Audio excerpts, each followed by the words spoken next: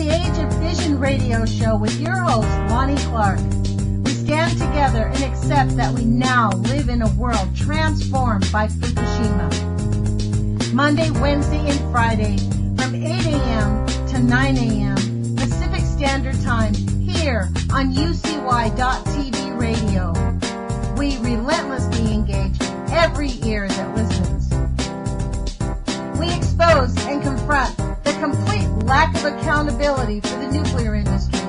Consider social engineering programs who view our bodies, minds, and souls as assets on a balance sheet. We discuss vital current issues, interview activists, and engage our audience in an effort to allow all voices to be heard. The Age of Fission radio show creates a venue that all will choose. We encourage our listeners to reclaim their power and their courage to take action and save our planet from the ravages of greed and indifference. Our actions matter. Every voice matters. We remind our listeners that happiness is resistance.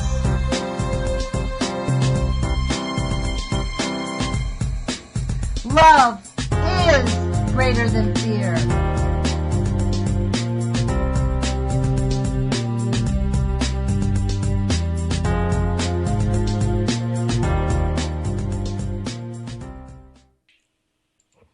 Good morning, UCY.TV radio listeners. This is Lonnie Clark with the Age of Fission radio show. Thank you for joining us.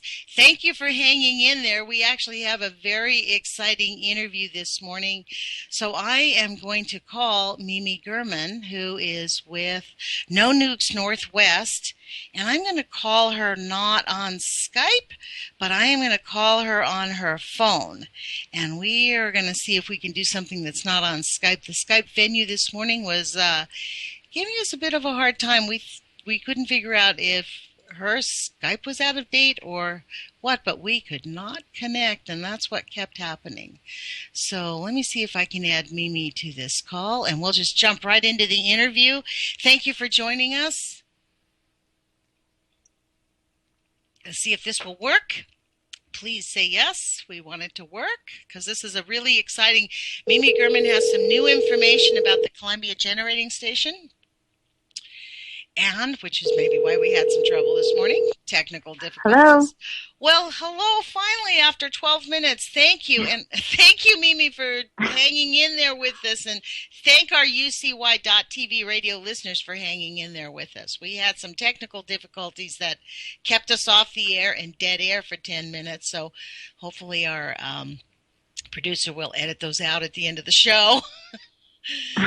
So thank you, Mimi. This is Mimi Gurman. I just called from No Nukes Northwest, as I told you, and she has some new information. So we've lost 15 minutes of our valuable time, Mimi, so I'm going to jump right into this. Well, the latest that happened yesterday here in the Pacific Northwest is that the Columbia Generating Station nuclear power plant had a scram. And they haven't had a scram like this since 2009, but they have had a lot of issues between 2009 and now. And, the scrams happen when equipment fails. And when equipment fails at a nuclear plant, you're just moments away from a meltdown, really, because we never know, first of all, if the cooling rods are going to go back into where they need to be, back in the water when a scram occurs. That happens. That's what happened in Chernobyl. And fortunately for us, the rods worked, and the CGS was able to be shut down. It's on zero power right now. But the issue that happens when you have a scram like this is there's pressure on every bit of equipment when you have to all of a sudden shut everything down. This Right. It's a pressure cooker, these Right. things. And they're boiling water, and everything is working way overtime. The parts and pieces, all the way down to literally the nuts and bolts that attach piping into the nuclear plant, into the entire facility. All of these things are worn out. To what degree? Well, all different, differing degrees.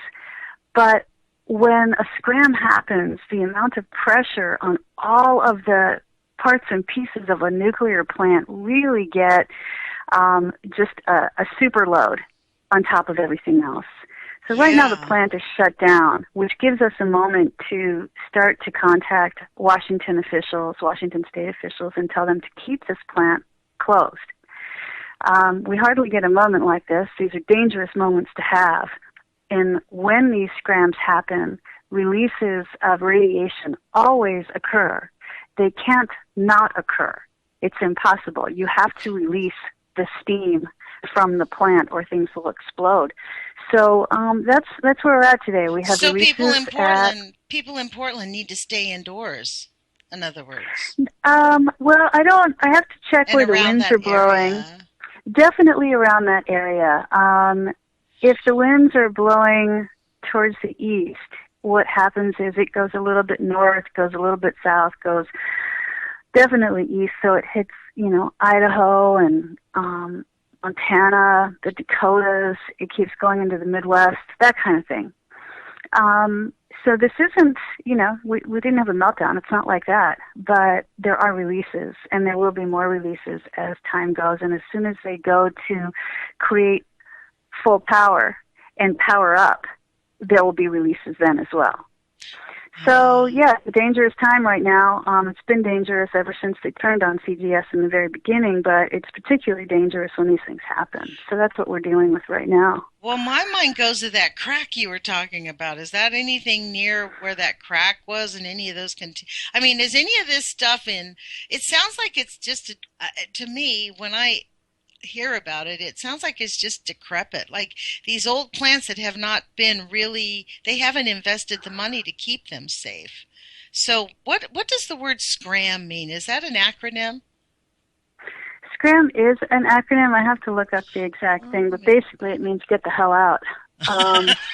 Because when a scram occurs, that's when the only people that should be left are in the booth itself, and everybody else should get the hell out. Oh, so it's kind of funny that, not funny really, but let me look up scram for a second and see what the acronym stands for. I can't remember. Yeah. Safety Control Rod Axeman. That's what they said. It was coined it. Yeah. Here's the NRC glossary. Let's just look at that. What does they say? Yeah. SCRAM, the sudden shutting down of a nuclear reactor, usually by a rapid insertion of control rods, either automatically or manually by the reactor operators, also known as a reactor trip. Wow. Yeah. So something happens, and the plant, if it's working correctly, reads that something is incorrect. Something bad has just occurred, and in order to keep things working, the rods are on this automatic means where they go back into place and try to keep things cool. So who and is what it? happened? Go ahead. No, go ahead. I am wondering, who do we call?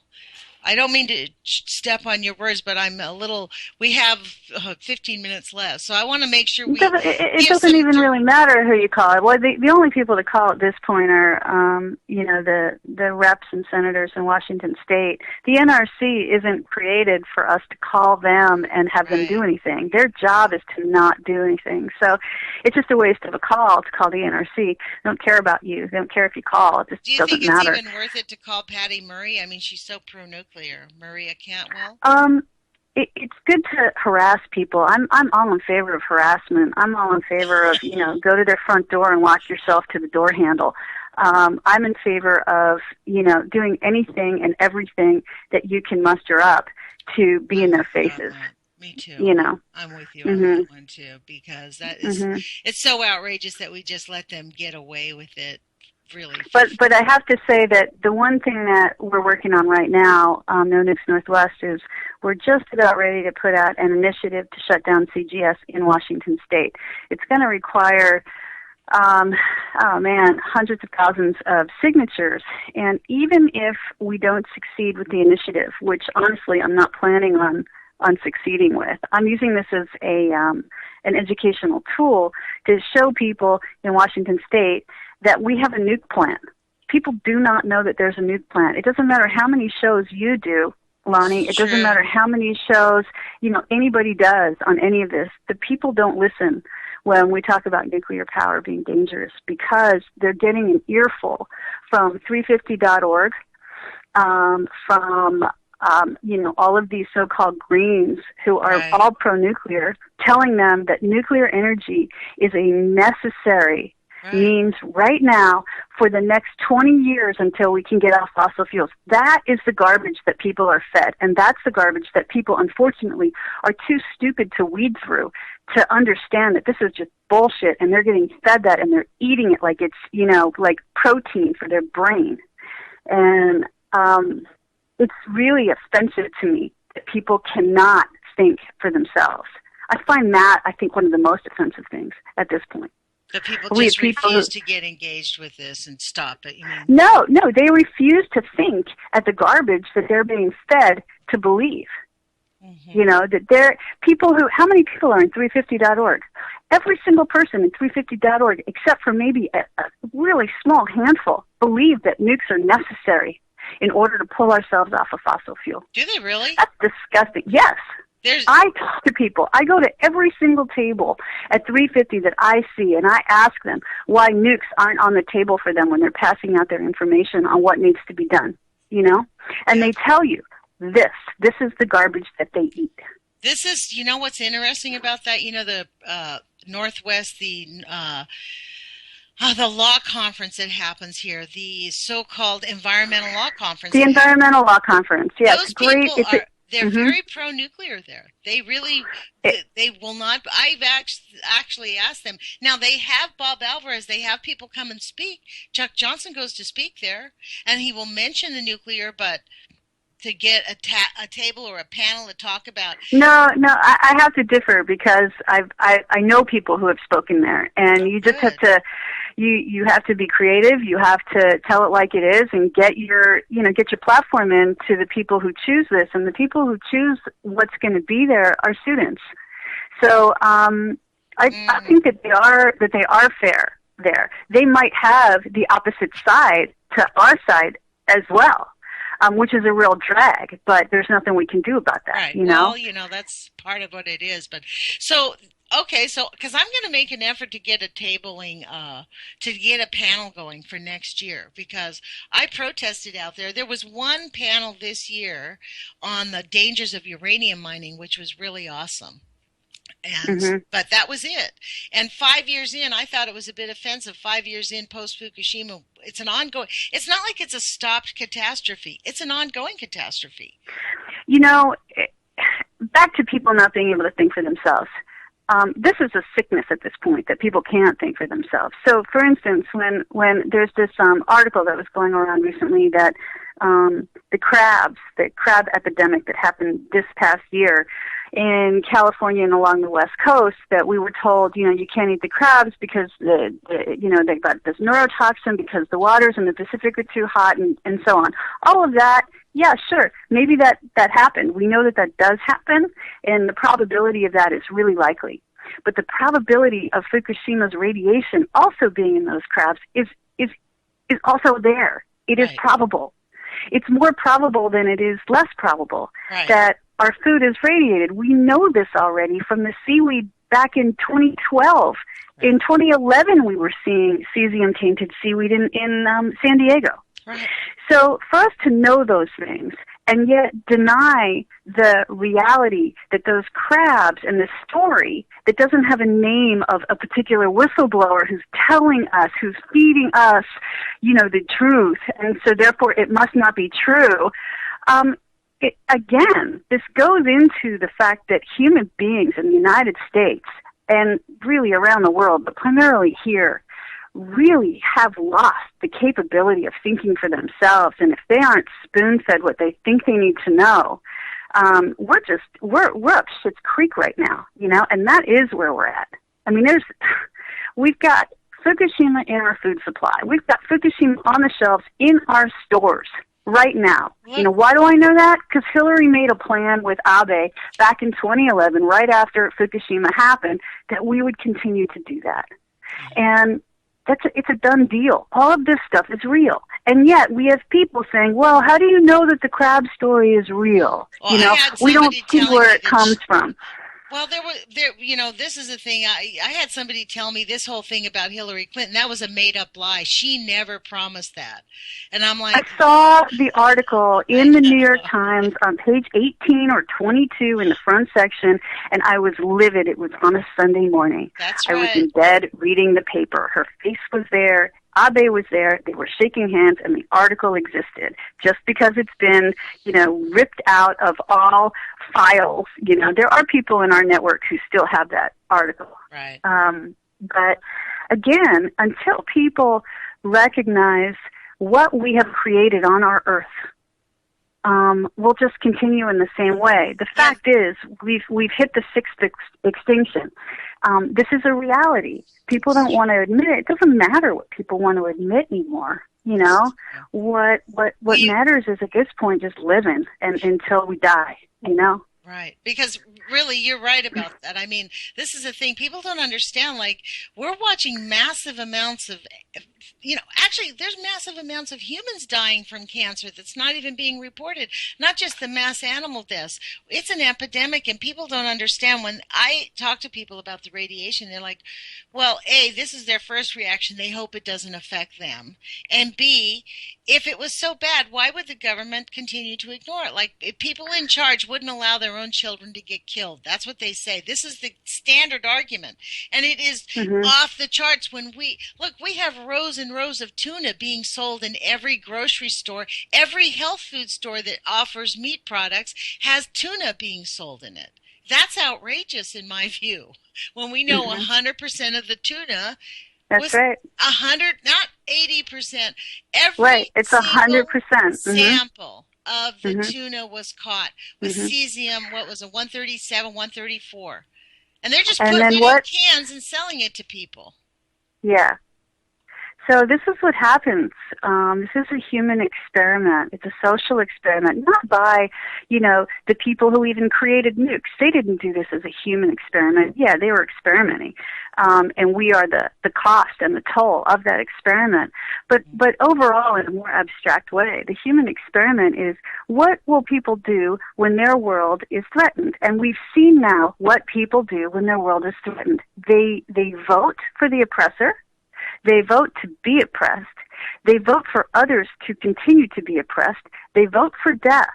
And it's a very bizarre thing with our species that this is what we do. I've said this on your show before. I don't want to predict the future. I look at science and I see where we're going. And the fact is, we're all going to die, right?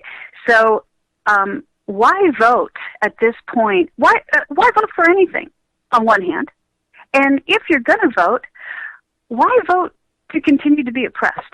That's just, it's fascinating to me. Why do you vote to continue to be oppressed, whether it's to continue to have your earth poisoned or vote for a president to go out and kill other nations in the name of, I don't even know what, empire, really. Freedom. Why do that?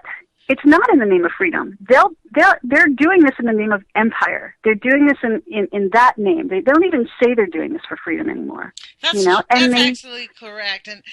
But a lot of people that are voting for those people equate empire with freedom.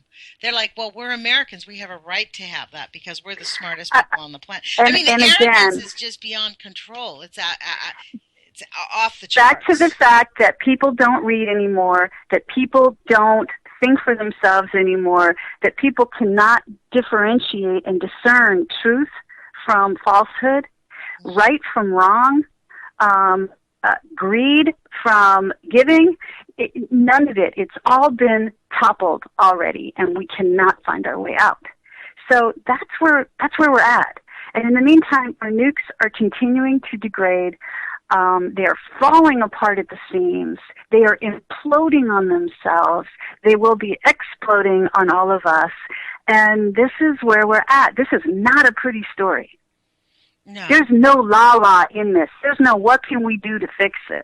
If we're lucky, we can shut down and decommission a few more nukes before the next, meltdown, if we're lucky. And then we still have to deal with all the waste, Native Americans are still dealing with all the uranium and all the cancers that they've got from that. So really, again, there's no la-la, there's no song at the end of the story. Well, this is the thing. This is my feeling about it is I think that what we really need is for scientists to break ranks and stop allowing the lies to continue. We need the facts to come out, and we need them to demand real science. We're not getting real science out of the nuclear industry. They cannot discover how to manage the waste and how to reverse the negative effects of radiation until they put real science to the test, which I don't believe they're doing.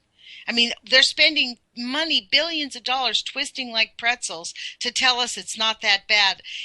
I actually, personally, after having done this, and I think it's an intentional thing. I really think that when Henry Kissinger said they wanted to eliminate 2/3 of the world's population, what did they do shortly thereafter? Push our Congress to start pouring nuclear power plants all over the country against the advice of the scientists who they were relying on.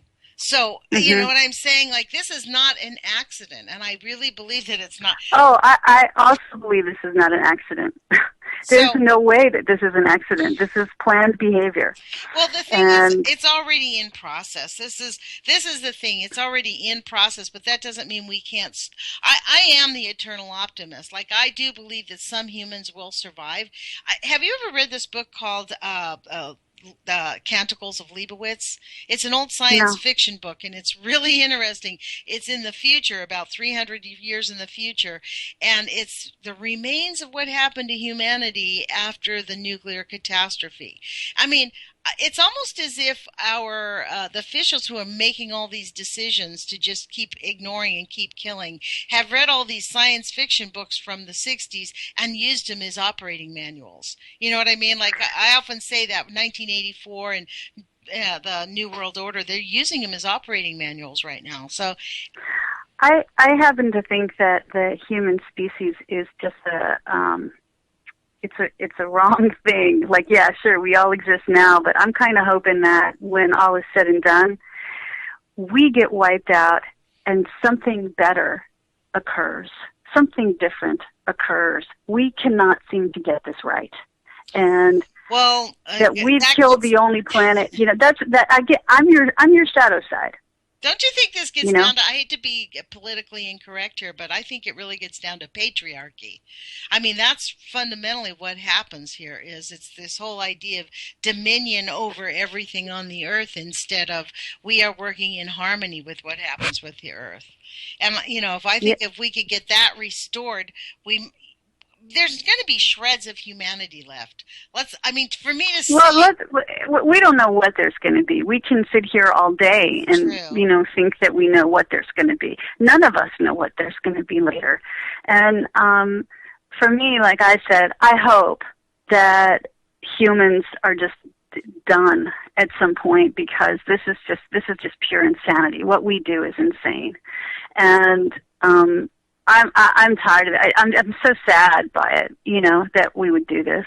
And it's really where I'm at. I just feel like, why do we deserve to be here? Why do we deserve to even have a thought that we should be here later? I don't understand that.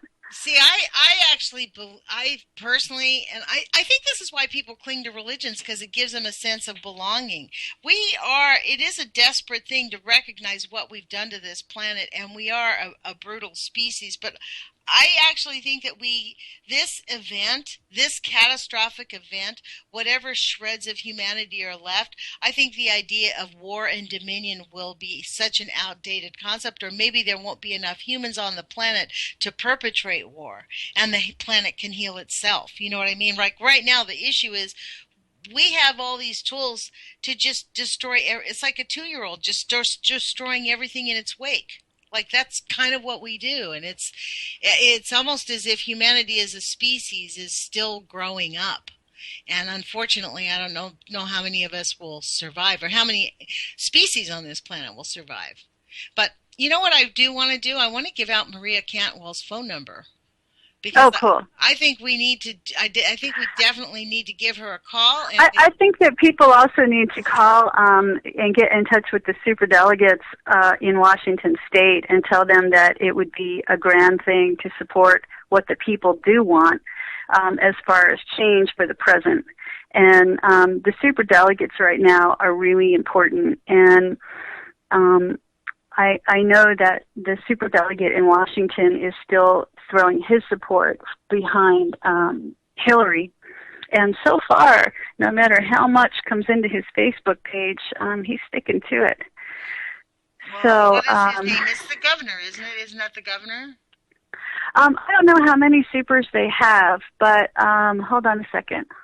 Yeah. The superdelegate that needs to change his dealio is going there right now. State, here we go. Mr. Superdelegate guy. Yeah, I remember reading this Here story. it is. Here it is. That's right. Yeah. Governor Jay his Inslee. name. Isn't it? Well, he might be, but this guy, Representative Rick Larson. Okay. Representative Rick Larson. Yeah, it's Larsen. He needs to be hounded. And tell him to change his vote. His superdelegate vote. Mm-hmm. He's supporting Hillary. He's supporting Hillary Clinton. Well, just about every superdelegate is. Yeah. So they've just bought all of Washington essentially. And again, people tend to vote in, or the oppressor just wins. I mean, that's the role of the oppressor, to do anything and everything possible in order to win. And that's what Hillary is doing to make empire, So his remain phone hers. number, the phone number for Rick Larson of Washington State's 2nd District in Washington, D.C. is 202-225-2605.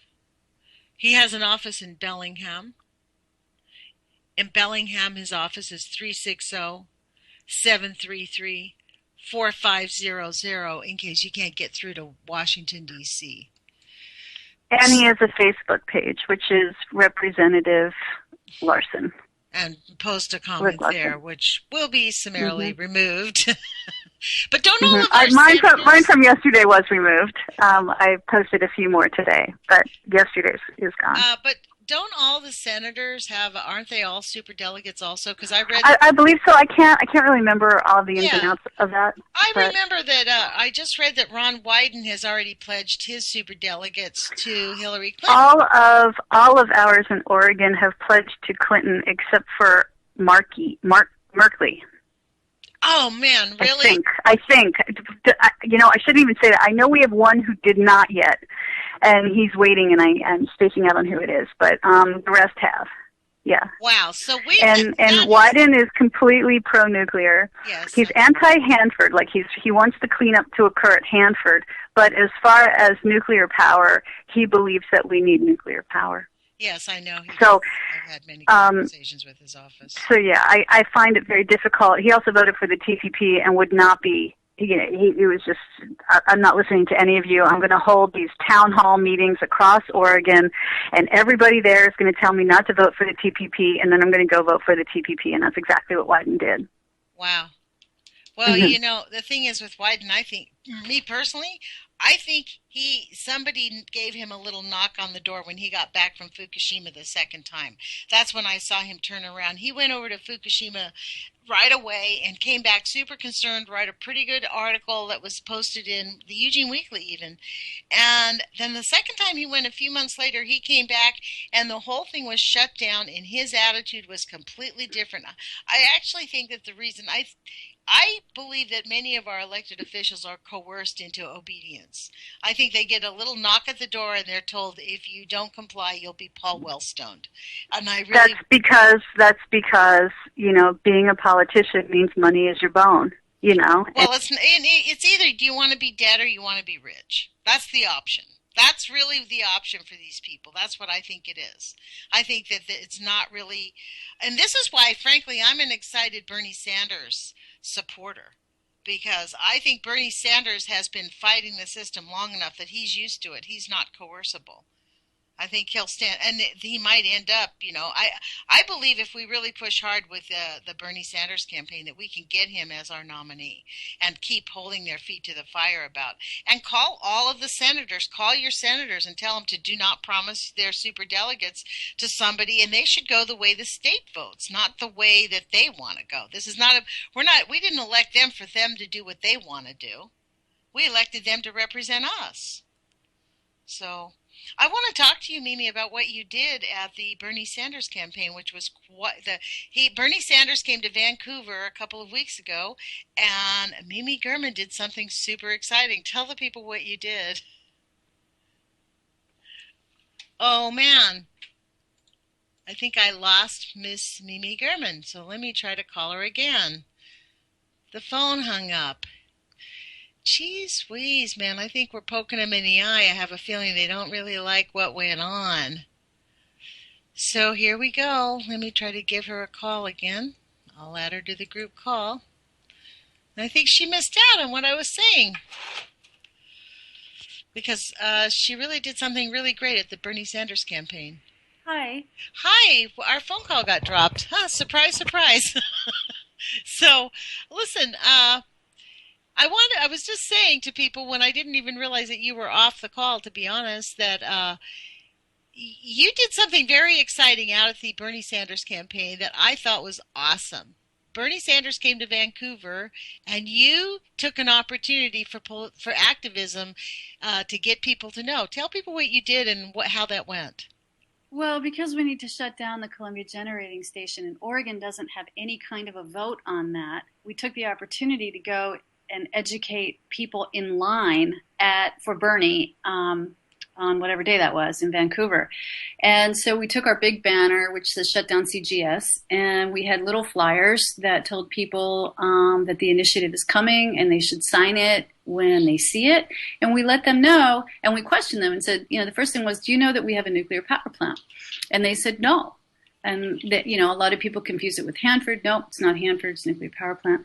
And so it was a whole morning of educating folks to the fact that there's a nuclear power plant. And that's always been step one for us, the activists who need to shut it down. You can't shut down something if you don't know it exists, right? So we handed out about 500 to 800 flyers, and we were definitely seen, and it was a great time because there were thousands of people. 800 flyers. How many people did you have go out with you? 2. It was just me and my friend Nancy. Wow. Mm-hmm. And what were people's response? Did you engage them, or did you just hand out flyers? No. We talked to a lot of people. They were pretty blown away that they didn't know there was a nuke plant. Wow. And that they thought it had closed because the PR at Energy Northwest, who is one of the main owners of the plant, said, the PR team that they have is amazing. And when Whoops, which is what it used to be called, when most of the nuke plants were shut down in the making, everybody thought we had no nukes. And that wasn't true. There was one nuke plant from all of that went online, and that's CGS. So nobody knew. Not one person knew we had a nuke plant. And the one person who gave me a hard time about it was from 350.org. And he said, no, you're doing the wrong thing. We need to keep nukes open for at least 5 more years while we pull ourselves off fossil fuel. And I said, oh, you are a 350er. And he said, well, what about it? And I said, this is the garbage they teach you, and you're wrong. And we had a long talk, and I finally had to move on because he was really just making me sick talking to him, And that's how I feel about 350.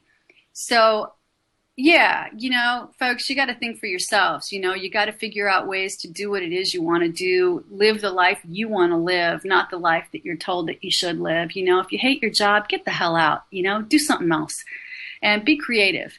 Remember that you have an ability to be creative. You have a brain. And so that's what we did. We went over there and just educated people for a while. And then hopefully when the initiative comes out and we're passing it around to get signatures, they'll remember it and they'll help out. And we'll get it shut down and decommissioned. Well, when that comes up, let's have you back on the air, and we'll generate some people that I know that there are some listeners up in Malala and various areas in Washington who have called and contacted me. So maybe we can get some of them engaged and involved in getting signatures and get the initiative, get people to walk the streets, because that's what it takes, is to go door to door to get signatures to make sure that, that they know exactly how many people want this thing closed down.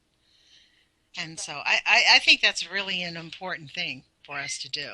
Well, we tried going about it in different ways, where we went to Shama Sawant's office, the city council, the energy committee on the city council, which she runs. And, for being a socialist, she is a one-issue kind of woman. And it's incredibly disappointing that she's a one-issue person, and now she's all about her own politics and moving up in the chain of politic command.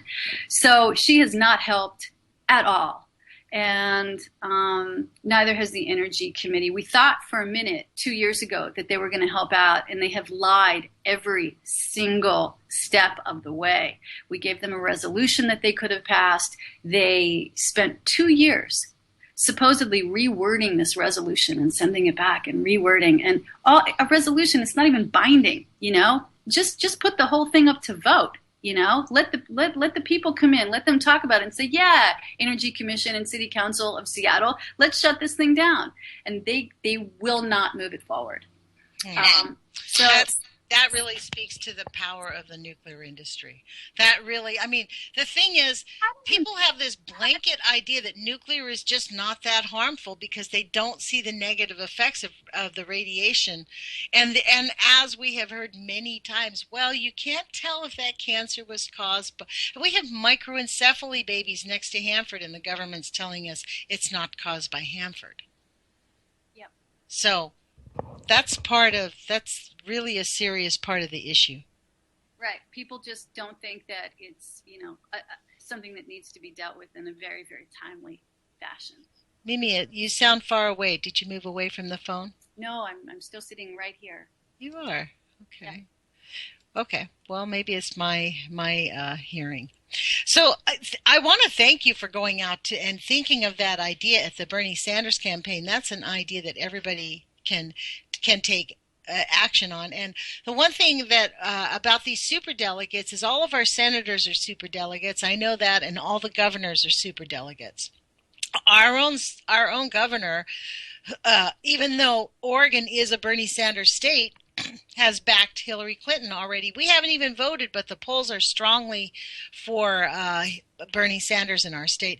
And frankly, the reason we keep talking about Bernie Sanders in this conversation is he is the only candidate, the only one who says he's going to back away from nuclear power. And he thinks we really need to take it seriously and rework what we're doing with it. He's the only one who's willing to face the fact that we have a serious, beyond serious problem with nuclear pollution in this country. He is. You're right. And it was fun doing the research on that a few days ago online with people and coming up and finding where he said these things definitively. Yes. And he has, and he is, and that is, I think, again, one of the reasons why the DNC completely does. The DNC is doing everything they can to keep Bernie from getting elected. It's quite clear. In Arizona, they stole the votes. Even they've come out. I saw a story this morning where they're admitting there was election fraud. People were going to the polls, and it would say, "What do you want to vote?" They pushed the button Democrat, and it would come up Republican. More than 60% in several precincts could not vote as Democrats. So that's how Hillary Clinton won the election in Arizona, folks.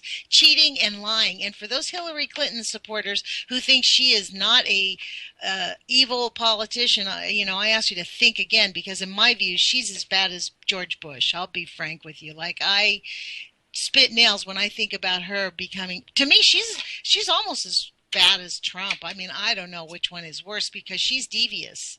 Yeah, Trump actually tells you how it is for him. Yeah, he doesn't know where he's at, and Hillary will just lie and cover up and and pretend like she's not one of them when she really is. She's one of the best Republicans in American politics right now. Well, my friend John said to me that we really need to call her what she is, because I was calling her a Republican, and he said, no, she's a neocon. And it's so true that she's a neocon. And neocons, they get so much money from the nuclear industry. It's incredible. And plus, of course, there's the warmongering. We already know that about her. So for our governor, who is a woman, to say I'm voting for her because it's time we have a woman, and Governor Brown said, I like her progressive ideals. What progressive ideals? Right, exactly. Not one progressive ideal. I don't think it's a progressive ideal to say that women should have equal pay. That's like a normal thought, That's a no-brainer. That's exactly. And that women should have the right to choose what they do with their own body. That's not progressive. That's like a given. I was given that right when I was born, It's not progressive. Progressive is expanding social ideals that will help people, whether it is to actually be educated, or have health, or whatever it might be, something that we don't have, that we need to have, Hillary has nothing. Hillary is just lies and nuclear. And Well, this whole thing about the Columbia generating station is completely outrageous, that this did not make the news, that the plant the unexpectedly shut down. It has not been opened back up, which means that something went on there that was not small. Because usually whenever something happens, when I was reading the nuclear alerts, whenever anything happened, usually it came back online 8 or 9 hours, maybe the next day. But if there's something going on that's serious, it's just going to shut the thing down. This whole thing with the Energy Northwest. That's the name of the company, is Energy Northwest, right? They run the Columbia generating station, right? And that is who we really. Those are the people that actually are paying scientists to lie. I mean, this is the thing. When you say that we have a population of people who are just refuse to think to themselves, it is an intentional act. People do refuse to actively engage in this because they are so terrified. And so a lot of people will say, well, you guys are just part of the death and gloom, the doom and gloom side.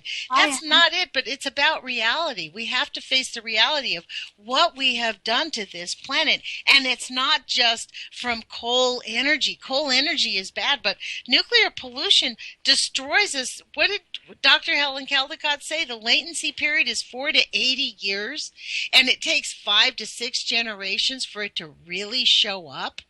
Really, that's how long. We will be long dead when we see if we have a human species at all in 8 generations from now. Well, for new listeners for your show, I would recommend that you guys go to Dr. Timothy Mousseau's website. It's Mousseau. And he is one of our leading scientists on what happens in the DNA structure and genetic coding when you are bombarded with radiation. And it's fascinating. It's incredibly scary. And when you see the actual work that's been done, just relate it to yourself and relate it to your children and your children's children. But he makes it very visible. So I encourage you to go to his page. And his page on Facebook or his No, page? his website. Just look up Dr. Timothy Mousseau. I don't know what it is. Yeah, I just looked one up, and what I'm pulling up is the Department of Biological Sciences at the University of South Carolina. That is correct. So that's it. That's what we're talking about. And look under his research. It looks like research areas that kind of look all those things up. He has research from Chernobyl and Fukushima. Wow. Mm-hmm. In the animals, in the birds and the butterflies, the species. Oh, yeah. He's the one who was showing us all the little deformities, because these animals have manifestations of being affected, but they're so small. Nobody actually looks at them. That's what happens is if you're not looking for the harm that's caused by nuclear, you can easily pass it up. It's like when we're looking at flowers. Radchick posted a picture of a flower that was mutated. There was 2 flowers, an iris, 2 of them growing out of one stem. You know what I mean? Like there's weird mutations that are happening and people just don't notice. Our eyes are just too busy. That's what they count on. I mean, we literally are frogs in a pot of boiling water. It is really an outrage. And I mean, people say, well, why do you even continue to pay attention? Well, because we have a quality of life that we want to ensure. And I personally, I think we might disagree on this, but I personally believe that there is a way out. Intuitively, I think that somehow sound healing can probably help manifest a change in the molecular structure of the nuclear pollution. I don't understand the whole things about sound healing, but I know sound healing is extremely effective. And it's a science that has been virtually ignored because, we live in a healthcare for-profit system, and it's something that we could do pretty cheap. So that's kind of my feeling. So let me ask you about this initiative that you're putting together. Let me bump back to the Columbia Generating Station. So let me review this. First, we want to make sure we contact all the superdelegates in our states and the superdelegates of Washington State. Those are the ones that matter, right? And those are our governors and our senators at least, and we can look them up online who are our own superdelegates. Well, they matter right now because, Washington has had their, they voted. And right. They caucused, and we haven't yet. And it's 100%. Washington State went 100% for Bernie Sanders on the Democratic side. It wasn't a small amount. It was 100% practically. So for the superdelegates to back Hillary Clinton is a slap in the face to the voters of the Democratic voters of Washington State. That's what I think. And Bernie Sanders is the only person saying we need to shut down the nuclear industry. We need to back away. We need to have truth in science. That's the thing that people need to keep remembering. These are vital points for people to not just shuffle it off and say, yeah, but Trump is really good on the economy and he'll do the right thing for us on the nuclear issue. Trump is not going to do the right thing for us on the nuclear issue. There's a lot of listeners to this radio station who think that the Republicans and Trump probably have it more correct than Bernie Sanders. And that I have gotten feedback on. So I push back against that because I don't believe that the Republicans have a single thing right, except they know how to lie extremely well and how to sell things to people. So I think it's very important for us to push back against the lies. So we want people to go to contact their superdelegates, and we'll have you back on when you get the initiatives up to close down the Columbia Generating Station. But because we had this massive event that happened out at the Columbia Generating Station and the plant is now closed down, this is the time and the opportunity we have to call the elected officials in Washington State and tell them not to reopen the plant. Is that correct? That's right. They're not going to listen, but it's we need to do that all the time.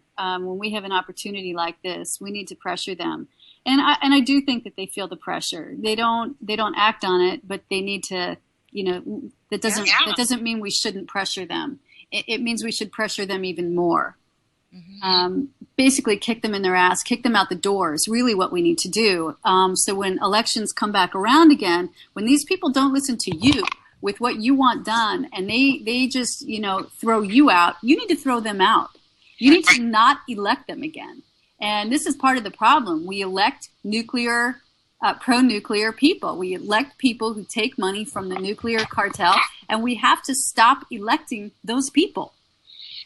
Period. Yes, and we have to get them out of office. That's the other thing. That's what I mean. Stop electing them. Yeah. It is such an outrage that they can just continue to ignore and we continue to reelect them because there's so many low information voters out there that only go to the polls, every 4 years or every 6 years and, the major elections. And they think that Ron Wyden's doing a good job for them. He's considered a liberal senator, which is a shock to me. I don't consider him liberal at all. Look, I got people calling me from, I did anyway, from St. Louis about this, nuclear dump that is inside a garbage pit, basically, and it's on fire. And they're like, well, are we really in danger? It's like, you're living inside a nuclear dump zone. You're inside Hanford. Yeah. Fire. So people really don't understand, and the level of denial is so huge that, like, you can't even, because you don't want to. You don't want to. This is why we have to keep getting us back on the air. We have to keep poking at them. And, so this is really where we're at. We're about to be kicked off the air. We've got 15 seconds left. Thank you, Mimi Gurman from No Nukes Northwest. Please like her on Facebook. Go to No Nukes Northwest on Facebook. I hope to have you back on, and thanks for joining us and hanging in there with us.